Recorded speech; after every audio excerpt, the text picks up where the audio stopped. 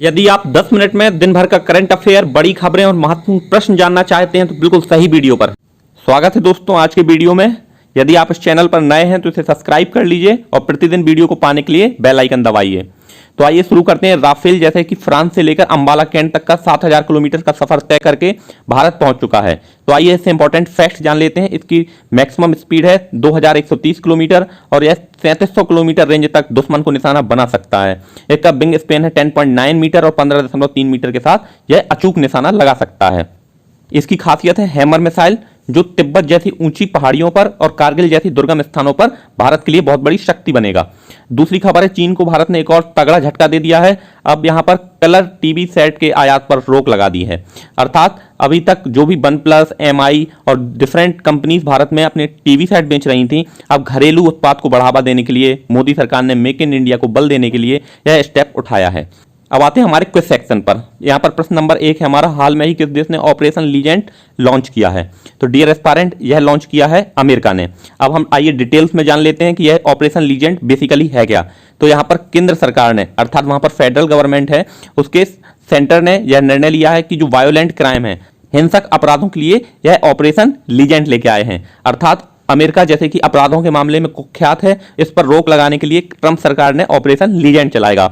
आइए अमेरिका से जुड़े हुए और भी फैक्ट जान लेते हैं। अमेरिका ने हाल में ही चीन का दूतावास बंद करा दिया है। उसने बौद्धिक संपदा की चोरी का आरोप लगाते हुए चीन को वहां पर ब्लॉक कर दिया है। और यहां पर एक और खबर यहां पर इंपॉर्टेंट है, यूएसए ने चीन की जितनी भी कंपनियां स्टॉक एक्सचेंज पर रजिस्टर थी सबको डीलिस्ट कर दिया है। अर्थात कोई भी कंपनी वहां पर स्टॉक मार्केट में ट्रेड नहीं कर पाएगी। तो यूएसए चाइना को एक एक करके ब्लॉक करता जा रहा है। इनफैक्ट चीन की हालत पूरे विश्व में गड़बड़ होती जा रही है। आते हैं क्वेश्चन नंबर 2 पर। हाल में ही किस राज्य के मुख्यमंत्री ने पहली हेलीकॉप्टर सेवा का शुभारंभ किया है? तो डियर एस्पायरेंट, इसका निर्णय लिया है उत्तराखंड की सरकार ने। उत्तराखंड के वर्तमान सीएम है त्रिवेंद्र सिंह रावत। अब यह उड़ान कार्यक्रम का ही अगला पार्ट है। तो उड़ान के बारे में हम लोग सबसे पहले जान लेते हैं। उड़ान का फुल फॉर्म है उड़े देश का आम नागरिक। इसके तहत देश के 2 टियर और 3 टियर शहरों को वहां जाने के लिए महज 2500 रुपए में हवाई यात्रा कर सकते हैं। अब इसमें यह भी पूछा जा सकता है कि इसमें कौन कौन सी शहर जोड़े गए हैं? तो देहरादून, नई टिहरी, श्रीनगर और गौचर। इसके लिए उड़ान के तहत 2500 रुपए में फ्लाइट की सुविधा दी जाएगी। आते हैं क्वेश्चन नंबर 3 पर। हाल में ही किस राज्य सरकार ने रैपिड एंटीजन टेस्ट शुरू करने की घोषणा की है? तो रैपिड एंटीजन भोपाल में शुरू हुआ है डियर एस्पायरेंट। तो यह मध्य प्रदेश में शुरू हुआ है। रैपिड एंटीजन टेस्ट अर्थात आरएटी के लिए 2 कैटेगरी तय की गई हैं। यहां पर हमने यह भी देखा था कि इजराइल ने एक किट ऐसी डेवलप की है जिसमें 30 सेकंड में कोरोना टेस्ट हो सकता है। उसी के तहत यहां पर मध्य प्रदेश में भोपाल में रैपिड एंटीजन टेस्ट के तहत मरीजों को टेस्ट किया जाएगा। और यहां पर पहली कैटेगरी में कैंटोनमेंट जोन और दूसरी कैटेगरी में रेड जोन जैसे संक्रमित क्षेत्रों को टेस्ट किए जाएंगे। आते हैं क्वेश्चन नंबर 4 पर। हाल में ही सीवर मैन होल की सफाई के लिए बैंडिकोट नामक रोबोट कहां तैनात किया गया है? तो डियर एस्पायरेंट, आईआईटी गुवाहाटी के इंजीनियर्स ने बहुत ही बड़ी सफलता हासिल की है। अब किसी भी सीवर में जाने के लिए व्यक्ति की जरूरत नहीं है। यह रोबोट सीवर के अंदर जाकर सफाई करके वापस आएगा। क्योंकि सीवर में बहुत ही जहरीली गंदी गैसें रहती हैं जिसके कारण कई बार सफाई कर्मी की मृत्यु भी हो जाती है। तो इसलिए आईआईटी गुवाहाटी के इंजीनियर्स ने बहुत बड़ी सफलता हासिल की है। बैंडिकोट नामक रोबोट यहां पर डेवलप किया है। यह बेसिकली फॉर्क और आर्म बेस्ड रोबोट है। आते हैं क्वेश्चन नंबर 5 पर। हाल में ही किस मंत्रालय का नाम बदला गया है? तो डियर एस्पायरेंट, जैसे कि हम लोगों ने न्यूज में देखा है कि भारत ने अपनी नई शिक्षा नीति लागू कर दी है। तो यहां पर एमएचआरडी को हम सबसे पहले समझ लेते हैं। MHRD stand for ministry of human resource development और इसके मंत्री हैं रमेश पोखरियाल निशंक। यह भारत के केंद्रीय मंत्रालय के द्वारा नियंत्रित होता है। हाल में ही इसका नाम एजुकेशन मिनिस्ट्री के नाम से चेंज कर दिया गया है। यहां पर बहुत ही बड़ा स्टेप उठाते हुए वर्तमान में सारा एजुकेशन सिस्टम रिफॉर्म कर दिया गया है।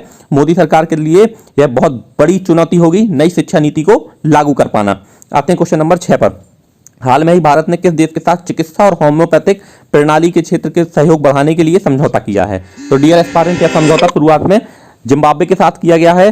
तो यह जिम्बाब्वे जिस प्रकार से एक गरीब देश है, भारत ने उसके साथ हेल्प करने के लिए, चिकित्सा और होम्योपैथी प्रणाली में सहायता करने के लिए पारंपरिक पद्धति का वहां पर एमओयू कैबिनेट के साथ मंजूरी दी है। तो आइए जिम्बाब्वे के बारे में सारे फैक्ट जान लेते हैं।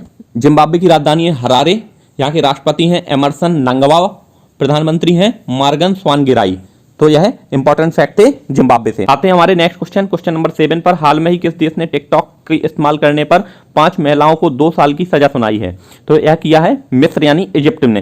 यहाँ पर एक और खबर आई थी, टिकटॉक स्टार समा अलमासरी को अश्लीलता फैलाने के आरोप में 3 साल की जेल के साथ 14 लाख का जुर्माना भी ठोक दिया था।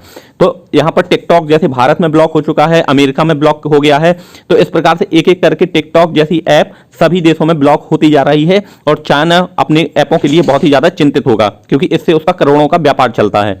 इसके साथ साथ एक और खबर यह भी है कि पबजी को पाकिस्तान ने इस्लाम विरोधी बताते हुए पबजी को बैन कर दिया था। आते हैं क्वेश्चन नंबर 8 पर। हाल में ही किस देश ने जरकॉन मिसाइल का सफलतापूर्वक परीक्षण किया है? तो डियर एस्पायरेंट, हमने कल की क्विज में भी डिस्कस किया था, जरकॉन मिसाइल का सफलतापूर्वक परीक्षण किया है रसिया ने। रसिया ने यह सुपरसोनिक मिसाइल बेसिकली टेस्ट की है। यह अमेरिका के कोई भी रडार सिस्टम को भेज सकती है, अर्थात कोई भी रडार इसका पता नहीं लगा सकती है। यह 4600 miles per hour hypersonic speed से चलती है और यह किसी भी देश के एक कोने से दूसरे कोने तक दुनिया का कोई भी निशाना अचूक भेज सकती है। तो यहां पर रूस ने बहुत ही भयंकर मिसाइल का परीक्षण किया है।